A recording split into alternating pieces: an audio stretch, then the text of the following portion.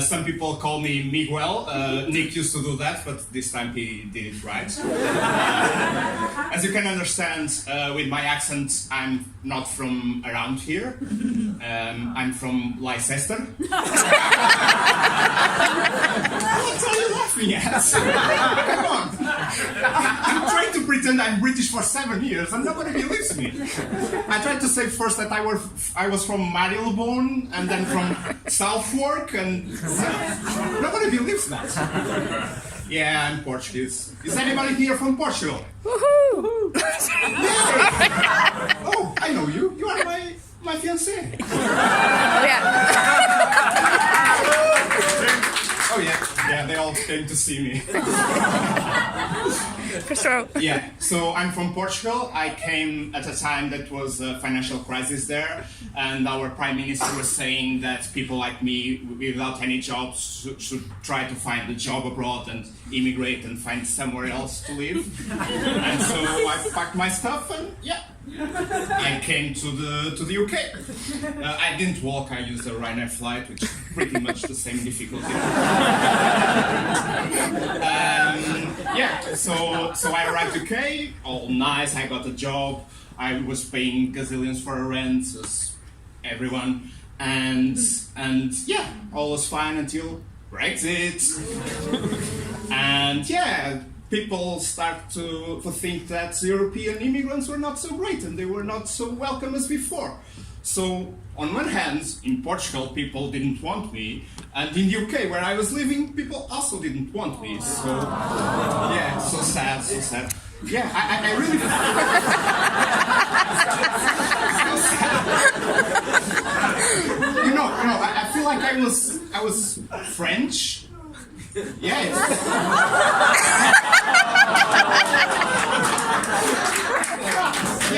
Yeah, in Portugal, people also don't like French because we also have Napoleon Wars there, and we also had Zinedine Zidane in the World Cup in 2006. Yeah. So yeah, leaving your country, leaving your girlfriend behind. She then came. Leaving your friends, your family, your dogs, your mild climate, and then coming to another country where it is 38 degrees and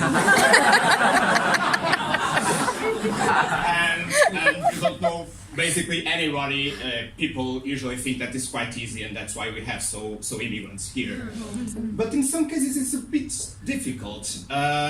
One reason is the cultural differences. There are also some legal system differences. For instance, in Portugal, when we want to elect a prime minister, we have a general election.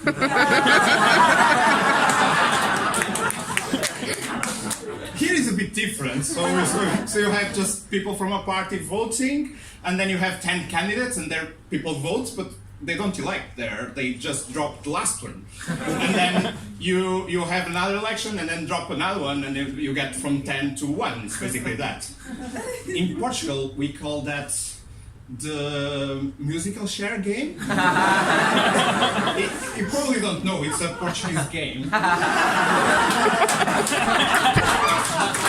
So this is not a share. This is a stool. But a share has backrests. But let's pretend this is a share, okay? So, and people are like that. Baby shark, baby shark, baby shark. Yeah, and if you sit, you can continue, and if you don't sit, you are eliminated.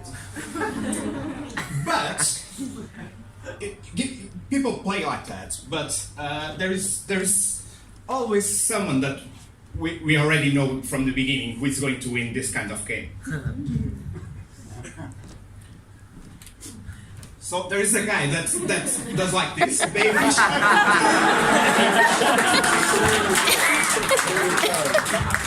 Yeah. In this kind of games, we always know who is going to win from the beginning. I don't know why we stay so long doing that. I was talking about difficulties here. Another one is of course how to speak the language. I have a problem with timing our vowels. Sometimes we'd say E, and other times it's like E.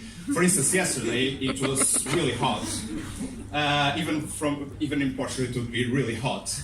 And of course, in this country, everything is broken. So I was at the train station.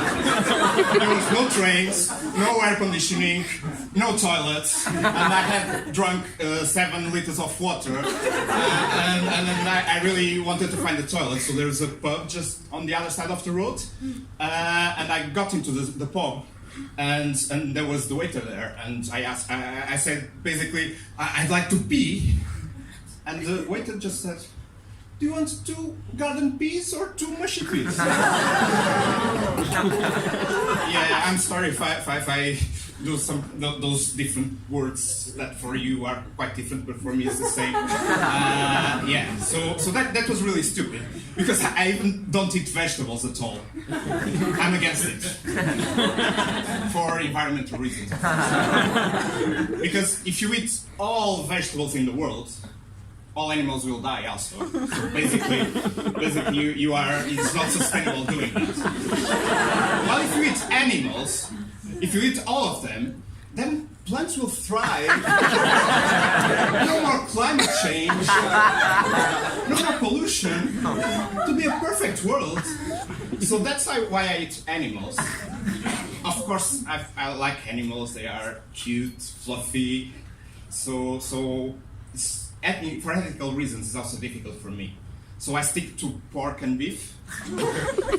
So it's for ethical reasons, because if I eat, for instance, a bowl of prawns, you have hundreds. You may have hundreds of them there, and if you are eating all, it's basically committing genocide for hundreds of living beings. If you eat a cow, it'll take probably 1 year. So yeah, it's much more sustainable. Just eating 1 animal per year. That's 1 at a time. Yeah, so it's now very difficult, because in London you have all those vegan and environmentally and friendly restaurants with just vegetables. They just don't care about our planet. But fortunately, I go to Portugal, and there is just meat and fish, basically. And yeah, that's why I like to go back to my own country.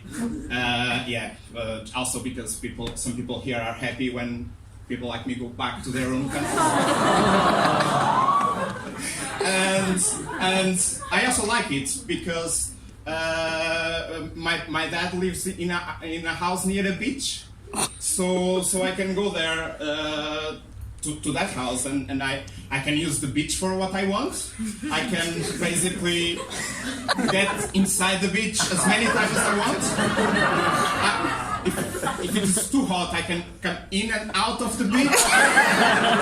I can even lie on the beach, you know. It's so nice when your body gets warmer when you are inside the beach.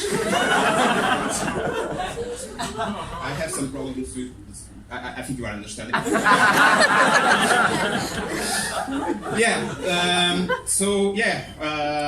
Just to finish, how people say in my hometown of Leicester, and I'm really proud when they say that.